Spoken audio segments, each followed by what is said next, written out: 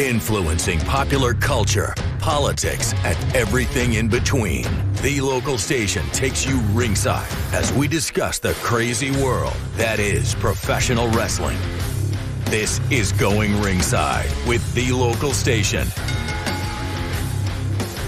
Hello, and thank you for joining us today for another episode of Going Ringside. So glad you could be with us today. We have got a lot on tap today.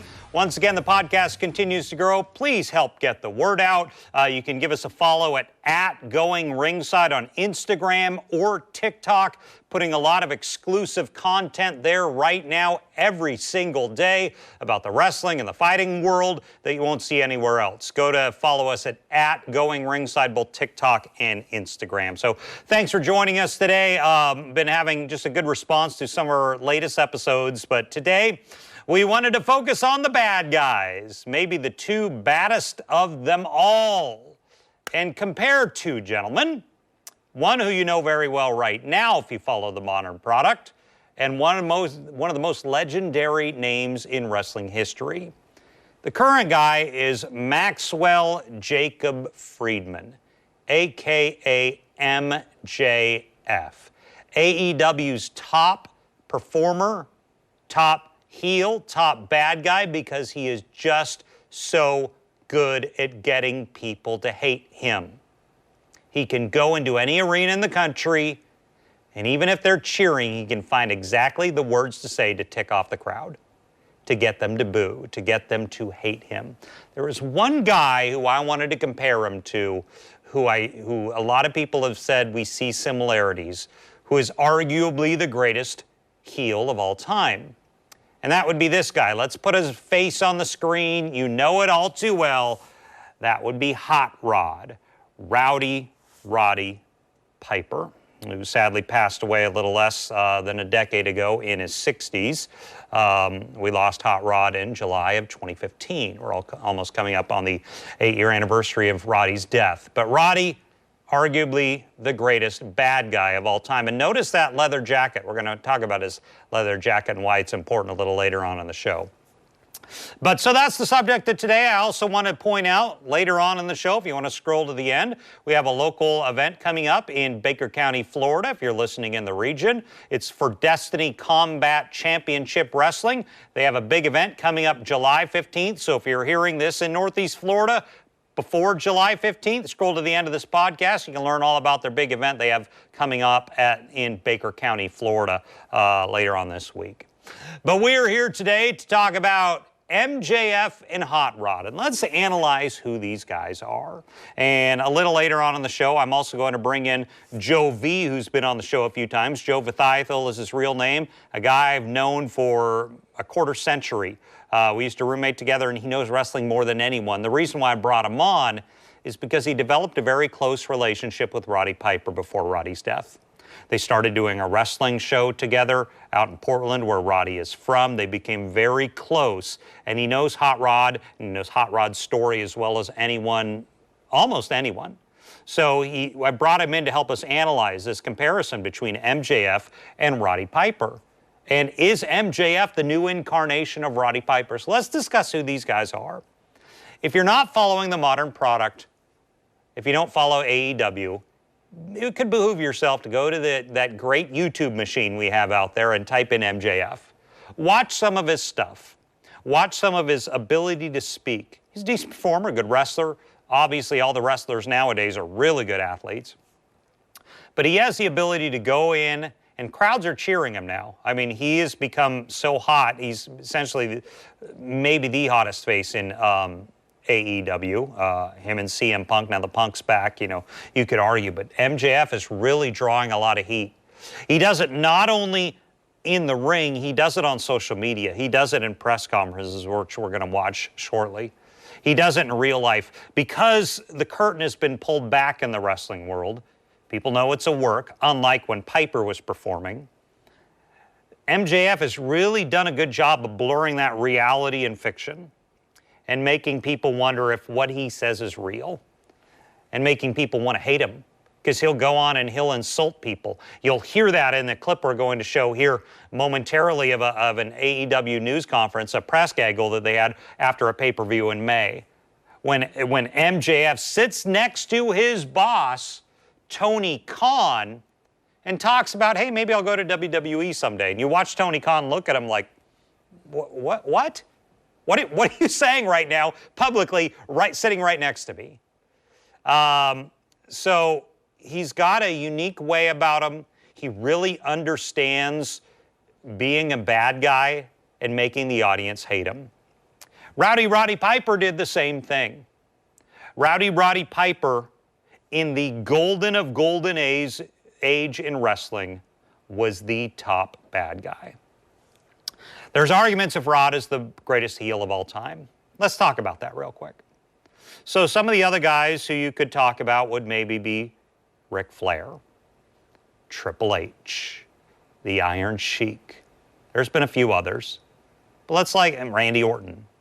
Let's analyze like a Ric Flair. Flair and Piper were close. They were very close personal friends, maybe when Piper was alive, best friends. Rick was a little different. Rick was the face of NWA WCW. When he was the Style and Profile and 16-time champion, he was the face of the company. Now, he was a bad guy. He was the dirtiest player in the game.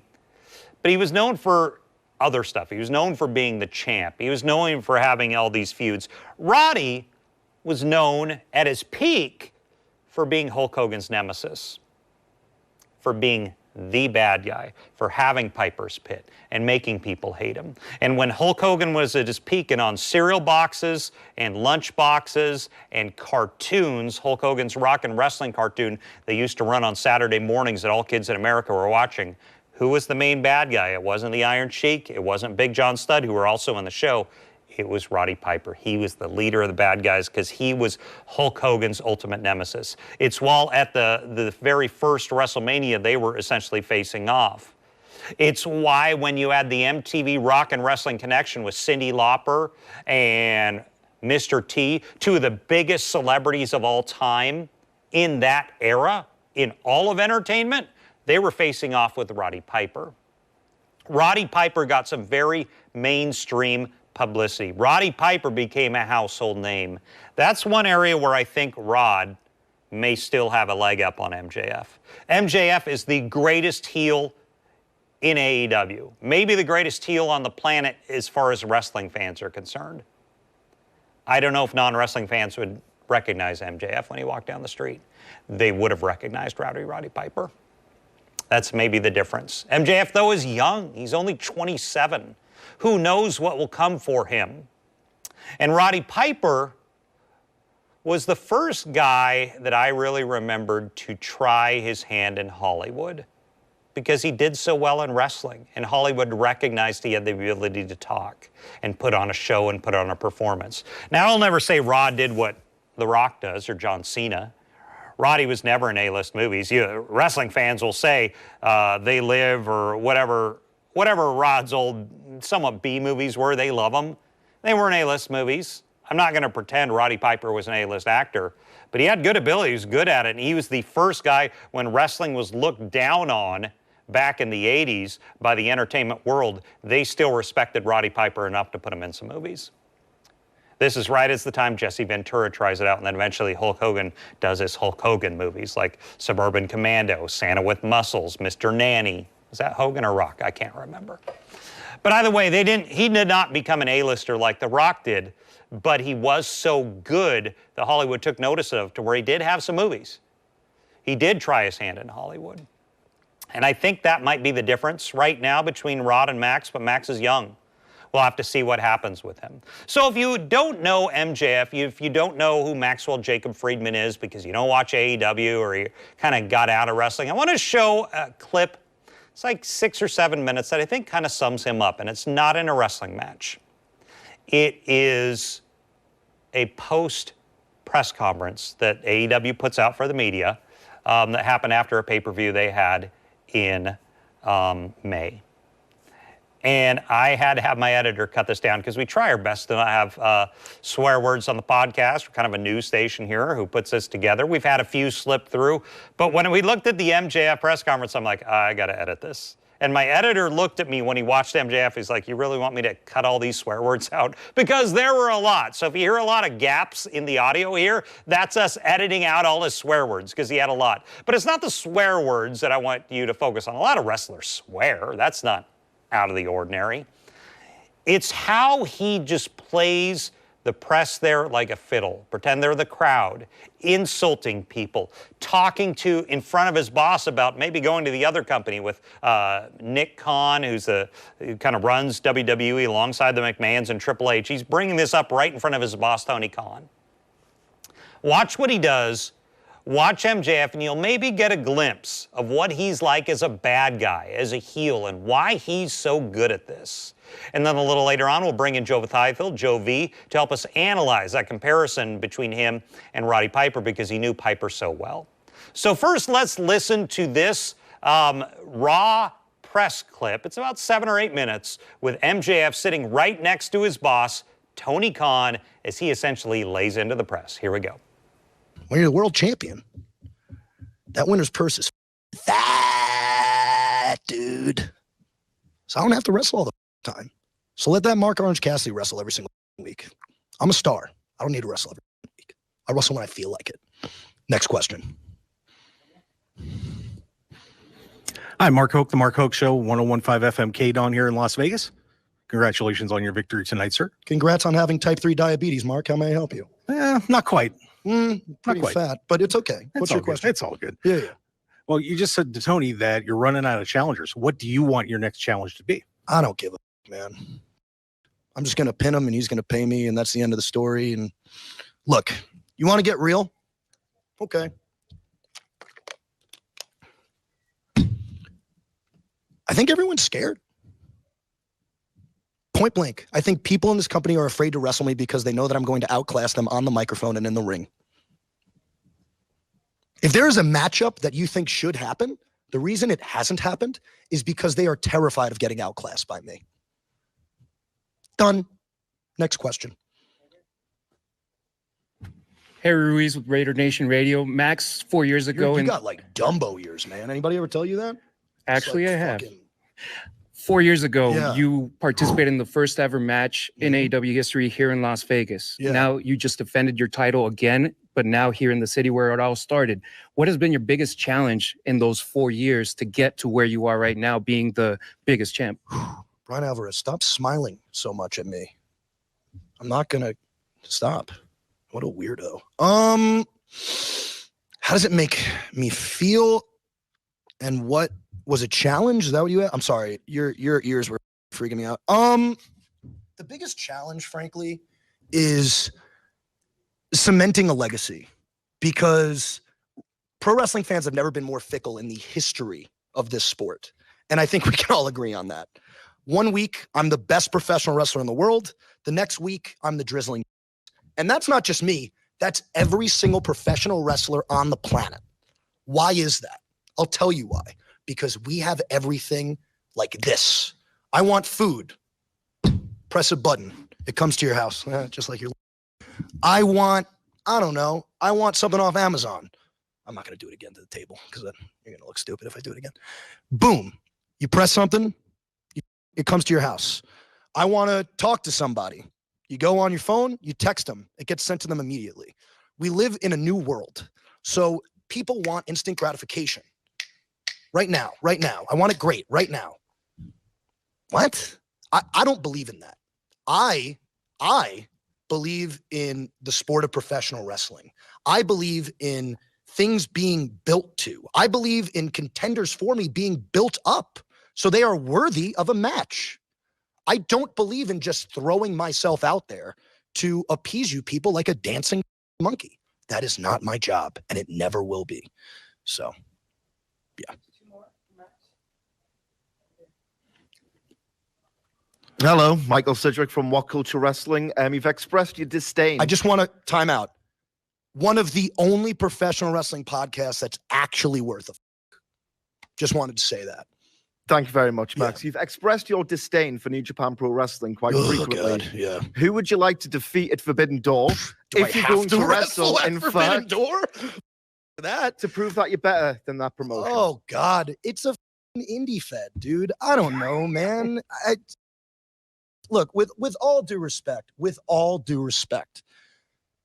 their greatest legend probably couldn't lace my boots. I think I would make anybody on that roster look silly, and I don't want to waste my time. I'm a very busy man. There's your answer. I think New Japan Pro Wrestling sucks, except that Great O'Khan guy. He pops me. I like him.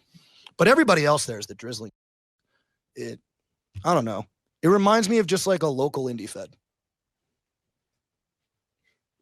Here we go. Last question. Hey, MJF, the schmo with the schmozome. Nice to see you. You look good. Got a question for you.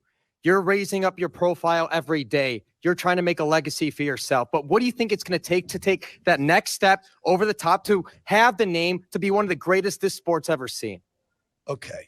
I'm already there. Next question.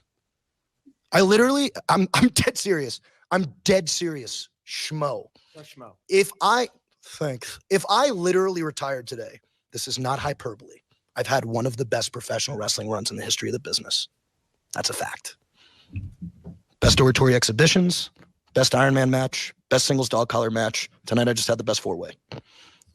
And also some of the best rivalries in the history of the sport.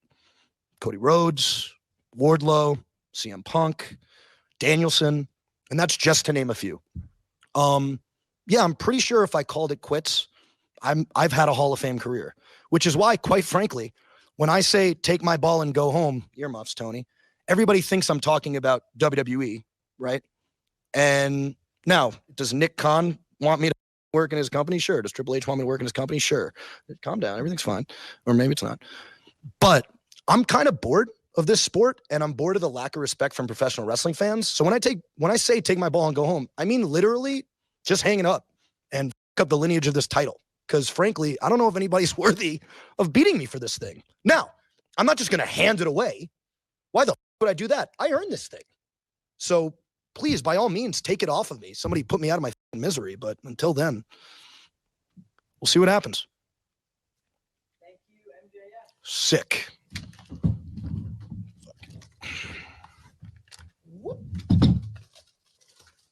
Bye, Tony. You suck. That last part is the part that went viral of him literally sitting next to his boss and talking, maybe I'll go to the competition. And Tony Khan's like, what? What's happening right there? Once again, those audio dropouts you may have heard throughout it were us cutting out all the swear words. He had a few. That was actually the cleanest section I could find. There was a longer version of the press conference on AEW's YouTube channel. But he's good at that. I can tell you from experience that speaking publicly like that, that was not scripted. That was not planned. That was off the cuff. He could nail it the entire way through. Piper was like that. A lot of wrestlers aren't. Very few wrestlers have that ability. You know, there's so much talk about work rate and look and all this, but that ability to understand your audience and speak to them, in that case, it was the collected wrestling media right there. I think that was in Las Vegas. Shows his ability. Piper had this. So now the question is he at Piper's level? That's why I brought in Joe Vithayathil. Joe V, he's an anchor with KPTV in Portland, who knew Roddy Piper extremely well. They became almost like family in the final years of Roddy's life before Rod passed away in 2015, doing a wrestling show together. And Joe and I have known each other for 25 years. That's why I brought him on. He'll tell you a little of that backstory. But I wanted to bring in Joe V to discuss, you know, this comparison of MJF and Hot Rod Rowdy Roddy Piper. The greatest bad guy today versus arguably the greatest bad guy of all time. Here's our interview with Joe V. Well, we are joined today by KPTV out of Portland, Oregon anchor Joe Vithayathil. We'll call him Joe V on this show. Who we brought him in because I've known Joe for 25 years. We used to watch wrestling together, and we annoyed our female roommate who's like, why do you guys watch all this wrestling? Yeah, if I may. So Scott and I graduated from college together, knew each other well there. And then the first 3 years of our news career, we were roommates, making probably around minimum wage in Yakima, Washington. And Mondays we watch wrestling. Thursdays we were watching wrestling.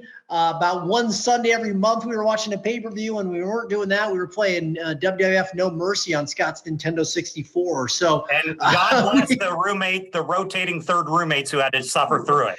There's a lot of them, and they just accepted it. We're going to talk about Roddy Piper in just 1 second. I just want to throw this story in. When I first knew my wife before we were dating, she pulls up to our apartment, and I warn her. I'm like, hey, girl I like, but didn't want to say anything. There's some stuff in this apartment you might find disturbing when you come in. And she's like, what are you talking about? There's a lot of wrestling magazines in there. Yeah. And I just had to awkwardly show her all the wrestling magazines we had sitting around the house. But anyway, there's that. That's a old story. But I want to get on to why we're here, to talk about Rowdy Roddy Piper. Joe knew Rod very well in the years before he passed. Joe, tell me about your history with Rod. Yeah, so just to back up a little bit, as you mentioned, I work for KPTV here in Portland. So for decades, that was the station that aired Portland Wrestling, which was the local territory-based wrestling program. I mean, that territory went back to like the 1920s, and it ran all the way up until 1993. And long before Roddy was in WWF, he was a big star in Portland in the late 70s and early 80s. His feud with Playboy Buddy Rose is probably the most famous feud in the history. Really quickly, because most of our people around here probably either grew up with Georgia Championship Wrestling or Florida Wrestling, like with Dusty Rhodes and stuff like that. Talk to me about some of the stars who would have been in the Portland territory.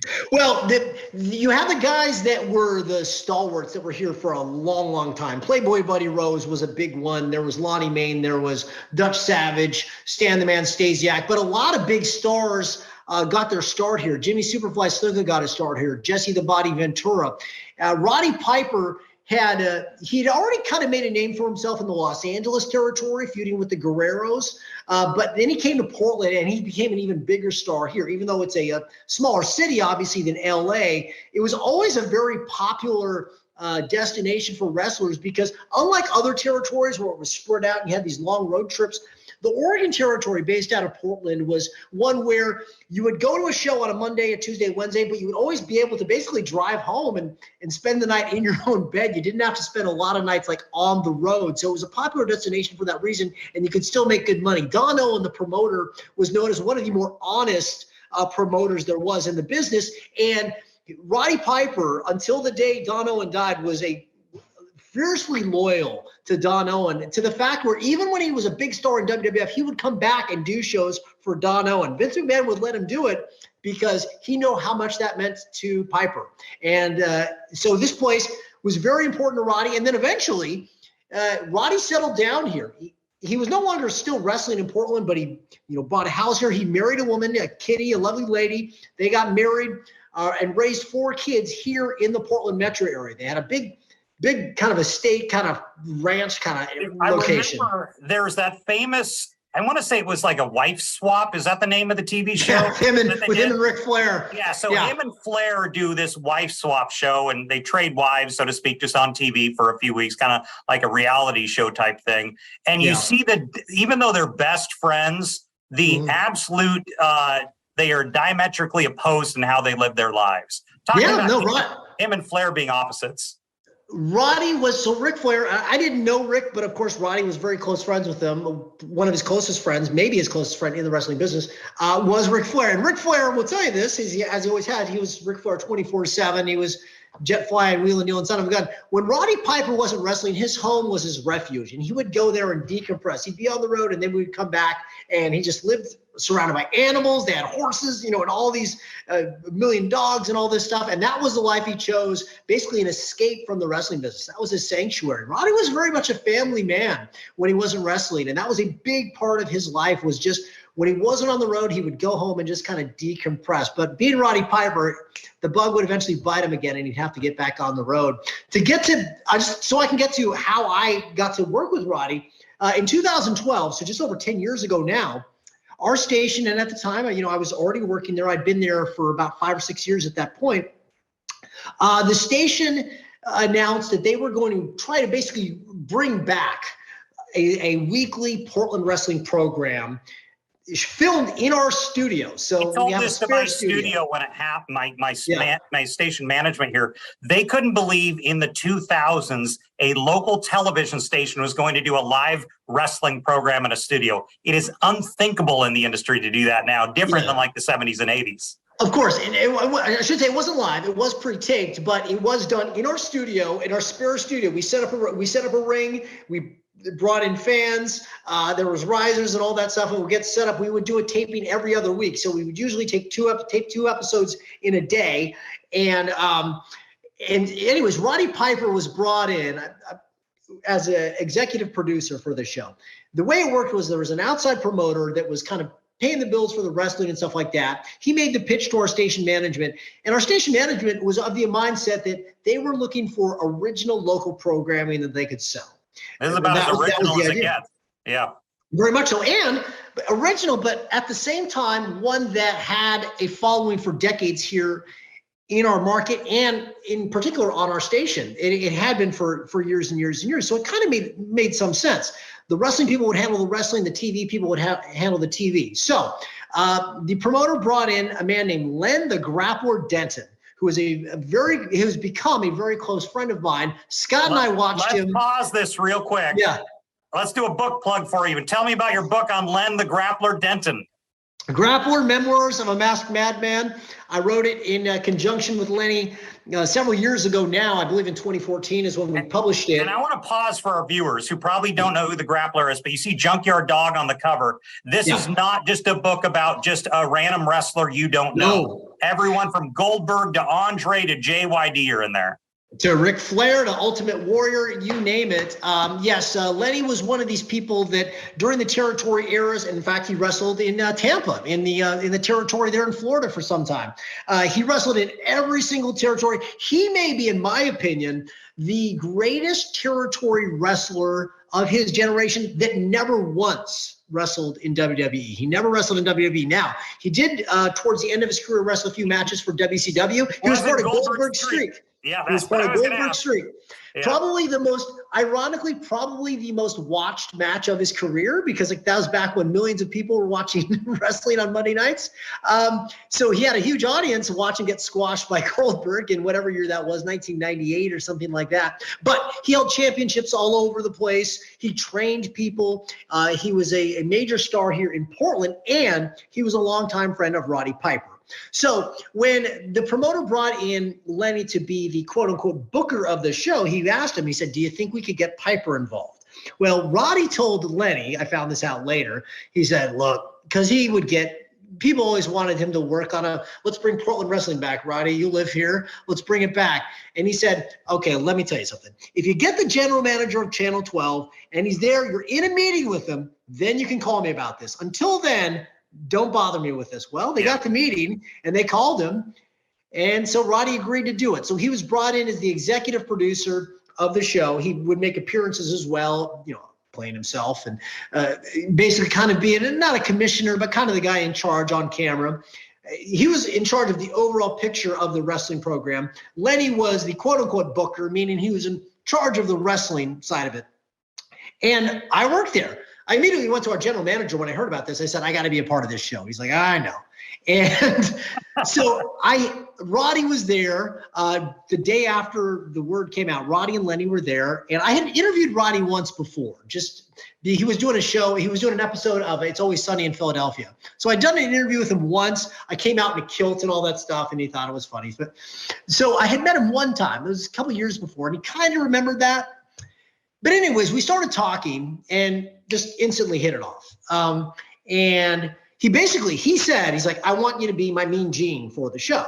He's like, I want you to be the guy doing the interviews and all that stuff. And I was like, I would be honored. And he's like, you and I are actually we'll do a lot of stuff together. We'll kind of be a little bit of like an on-pair team, kind of like backstage. I was like, yeah, okay. I mean, I was as you were a massive Piper fan, in the 80s and 90s. I mean, he was my favorite wrestler for a period there. So of course I was all on board with this. Well, as we started putting the show together, it was obvious that the TV people, meaning the directors and the other people that worked, they didn't know jack about a wrestling show, how to put a wrestling show together. And on the wrestling side of it, they didn't know how to put a TV show together. Yeah. So I instantly, before even our first taping, I became the go-between between the wrestling people and the TV people. So what happened very much organically was there was a group of 3 people that would put the shows together. Roddy being the executive producer and kind of the man in charge, not kind of the man in charge. It was his baby, and he was kind of the final decision on things. Lenny, who very much handled the wrestlers and the wrestling side of it, and then myself, who handled the TV side of it. So we got into this groove where we would get together, the 3 of us, and put together the shows. So it wasn't just where I was working on camera with Roddy. We were working behind the scenes and literally putting on the show together, booking the shows, writing the shows, formatting the shows, timing out the matches, talking about angles, throwing out ideas. If you've ever listened to Bruce Pritchard's podcast, and he talked about when he works for Vince McMahon, the dynamic, when he described the dynamic, because when he was working with Vince at one point, you had Vince, Pat Patterson, and Bruce. And it was very much, when I hear that, it was very much like the dynamic we had with Roddy playing the part of Vince McMahon, Lenny playing the part of Pat Patterson, coming up with finishes for matches and that sort of thing. And then me coming up with promo ideas. I would throw out lines, that sort of thing. And eventually I got to the point where I kind of earned their trust, and they would run idea. What do you think of this? And do you have ideas? I want to ask you, because Portland and Jacksonville are kind of similar in the fact that they've actually done wrestling in their community, but on different scales with Tony Khan and AEW. And I want to get your comparison, because I've talked to our viewers about this a little bit. The difference between what you guys had going on and then someone with the amount of resources that Tony Khan had with AEW. Talk to me about the difference in why AEW has been successful. Well, it's not even close. Yeah. We had no resources. We had a station, we had some camera, but compared to what AEW had, it's not even. But what you did was, I think others around the country have tried these small startup ideas, but it really takes like the money that a con would bring to the table to have the success they have. That's the reason why the show lasted less than a year. And the reason was because the funding ran out. The promoter had these investors lined up, and that money ended up coming through, and then he couldn't pay the wrestlers. And that's essentially what happened. Well, this gets me where I want to go talking about AEW, because we got to bring the biggest heel into this discussion. Maxwell Jacob Friedman wants to be like Piper. Mm-hmm. He kind of is the hottest heel, at least in AEW, possibly the industry right now. What are your thoughts? Is he comparable to Piper? Piper was arguably the greatest heel of all time in many respects. MJF is one of the greatest heels on TV right now, and is very good at generating heat and getting people to hate him. Yeah. He knew Rod very well. What are your thoughts on comparisons there?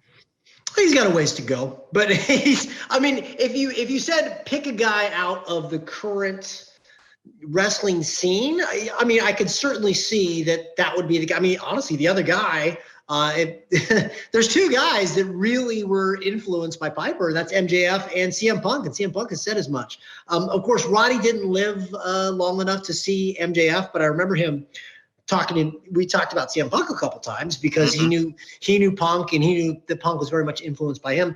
Roddy always had respect for guys that could get over with their words like that. He had respect for anybody that could just get over, period, because he knew how hard it was. And then people that kind of did their own thing. He very much prided himself on kind of not belonging to anybody. He could tell a promoter to take a hike. And so I think he would be very, I think he would think highly of a MJF for that reason. Now, I think there's differences there. Of course, I knew Roddy off camera and on camera, and there were elements to his behind the scenes personality that were in conflict with this. Like, Roddy was actually a surprisingly sensitive and sentimental guy. You didn't always get that on camera. MJF, he reminds me a little bit also, and I've heard this comparison out there, when Brian Pillman was doing his loose cannon thing, where you never knew what this guy, and where blurring that line between, okay, is he working right now? Is this a character, or is this really what he means? I mean, So that's a good thing you brought up. So we recently saw this press conference post Double or Nothing for AEW, where he's sitting next to his boss, Tony Khan, talking about Triple H and Nick Khan and WWE are interested in me. And Tony Khan's like, what did you just say?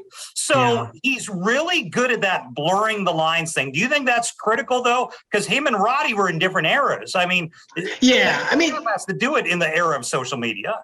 Yeah, I mean, with Rod, again, you're talking the 1980s. The curtain hadn't been pulled back all the way. He wasn't doing press conferences with Vince McMahon where he was going to, people didn't know about the stuff that was happening behind the scenes. Now every fan thinks they know everything about everything that happens, right? We all think we know what's happening. People read Dave Meltzer or whatever, and they think they know everything that's going on. So MJF is just playing into that. I mean, I think it's obvious that he is. He's playing into this fact that wrestling fans think they do know everything, and I think it's a work. I just think it's a work. Oh yeah. Now, is there a chance down the road that he'll sign with WWE when his contract comes up? Sure. Yeah. But do I think that he and Tony Khan, when that press conference, work, in my opinion. So I want to talk the difference that MJF has between fans. So didn't Piper have something about a leather coat he would wear because he'd been stabbed? Yeah. Tell me about that. So he would wear that coat all the time. Every time you saw him, he wore a very famous leather jacket. In fact, they gifted it to Ronda Rousey, I believe, and she had it kind of tailored who wore it to the main event of WrestleMania. Every time you saw Roddy, he wore this black leather jacket. And he said it was because it was knife proof. Because, when he was in the territories, he says he got stabbed several times. I'll take him at his word for it. He's not the first wrestler to say that he got stabbed. And so, he had this like almost impenetrable black leather jacket that he wore all the time. The thing must have weighed like 80 pounds. And every time you'd see him, he was wearing it. In fact, when I went to his service after he passed, up on the kind of the dais there, they had a kilt, bagpipes, and that jacket. I mean, that's how much that jacket meant to him. And that was because him getting fans so pissed off at him that they stab him. I don't think fans are the same now. No. Fans today, they're smart fans, so to speak. The curtain, as you say, is fully pulled back. That their hate for him is also somewhat of a love for him, as opposed to Rod, where they literally hated him. Right. Now, the best way, if you really want fans to hate you, is to have WWE push you as their top babyface. That's the way to do it. Just as John Cena, Roman Reigns, back when they were doing that.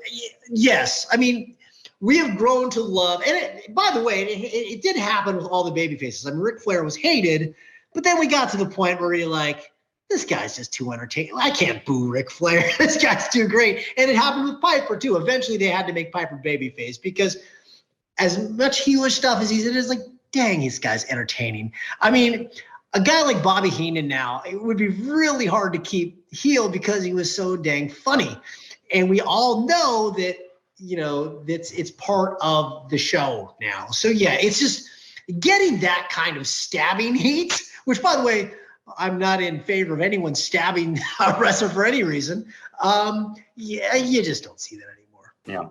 I mean, it's impossible. So I think what MJF is doing is smart. I mean, he has recalibrated the heel character for this online fan that thinks they know everything backstage and getting them to question, there's that old line of, well, I know all the rest of this stuff is silliness and made up, but this over here, I think this might be real. And by the way, CM Punk, another guy who does that as well, another Piper fan. Thank you, Joe. I appreciate it. We're going to probably have you back on a few episodes here down the road.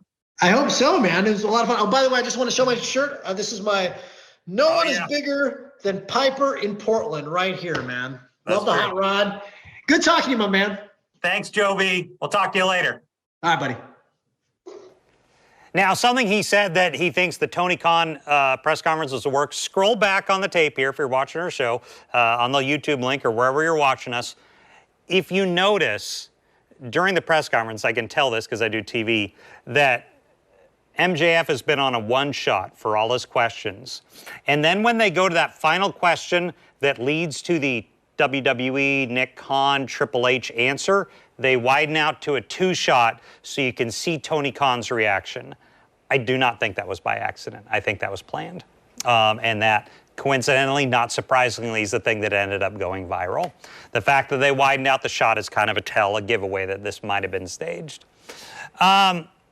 But I do want to close on the Piper MJF comparison by talking about the difference is Roddy in the 1980s and 1990s, if he walked down the street, a lot of people who are not wrestling fans would have known that's Roddy Piper. MJF's not there yet. He's just not. I mean, comes down to wrestling nowadays does not have the overwhelming ratings that they had in the 80s, and I know people will debate ratings versus social media and all that, but you look at the ratings of WWF programming in the 1980s, it's huge compared to what it is now. And non-wrestling fans were seeing it. And Roddy did a lot. I'm just going through some of his old stuff.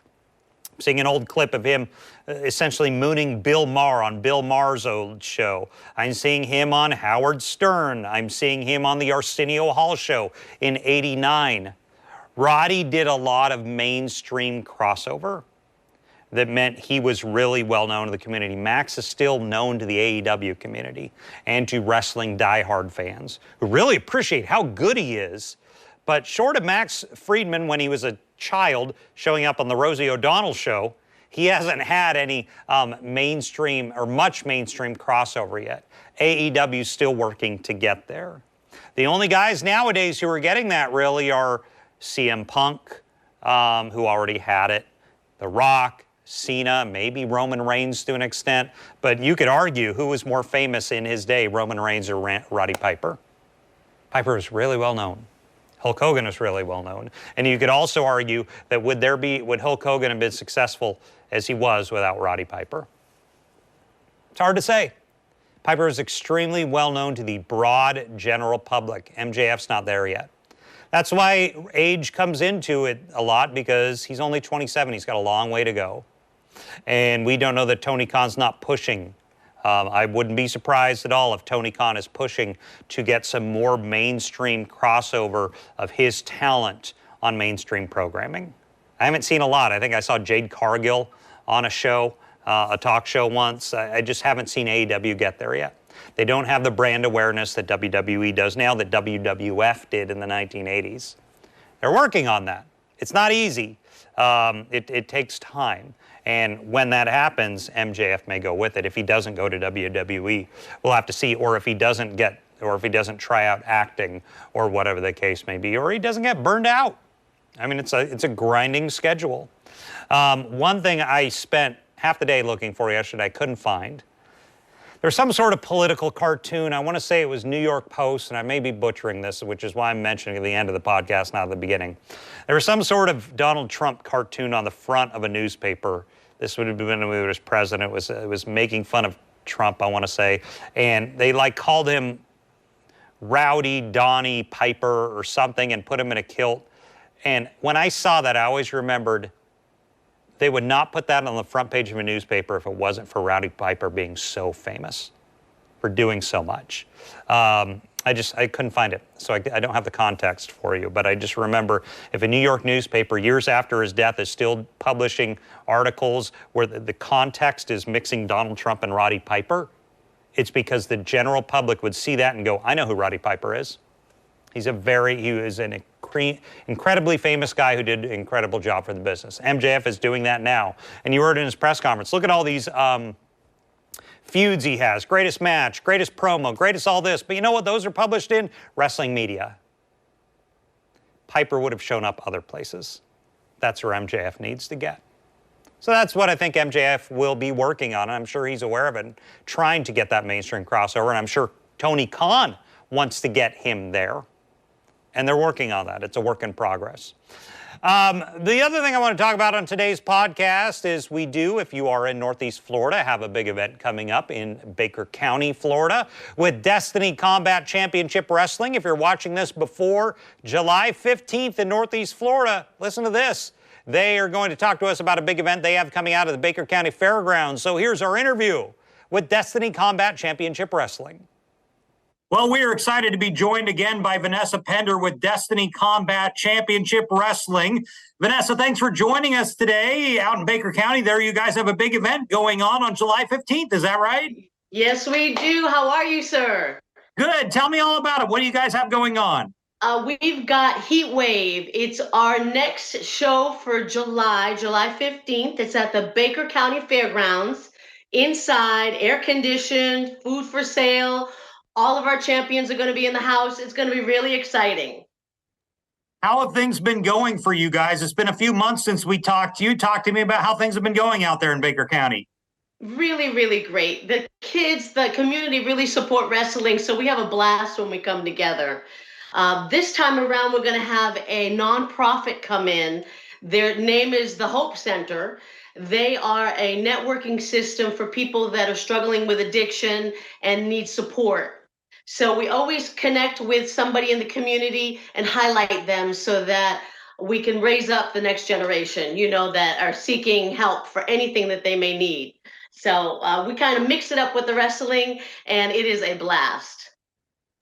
Talk to me about what people can expect on the card this time around if they show up on the 15th. On the 15th, we've got our DCCW national champion, Chance Oren, will be in the house. We've got our DCCW tag team champions, Big Man Nation. They will be in the house. We've got our DCCW women's champion, La Brava, Controversial Inc. We've got That Dude, Jamie Stanley. We've got the return of Eddie Torres. So our fans are really in for a wild night of action because these are beloved guys that they love. So for people who have not been to your organization before to watch one of your shows, and maybe they have not gone out to watch an independent wrestling show, talk to them about what it's like versus maybe what they see on TV, why it's like that much more up close and so much more interpersonal than you maybe see on television. Well, that's exactly it, is that you can really get up close and personal with these guys and girls. They're all professionals. And this is that step before they hit the big screen, the big show, the walking through that big curtain on TV. So it's an exciting time to tap into that talent right before they blow up, and they make that big jump onto the TV.